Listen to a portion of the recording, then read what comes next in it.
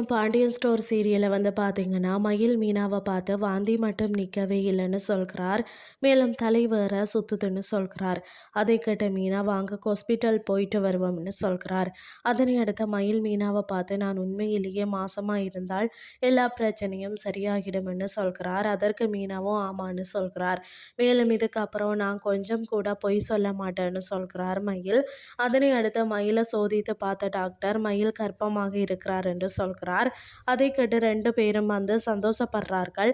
பிறகு மயில் வீட்டை போய் தான் கர்ப்பமாக இருக்கிறேன் என்று சொல்கிறார். அதை கேட்ட பாக்கியம் சந்தோஷப்படுகிறார்.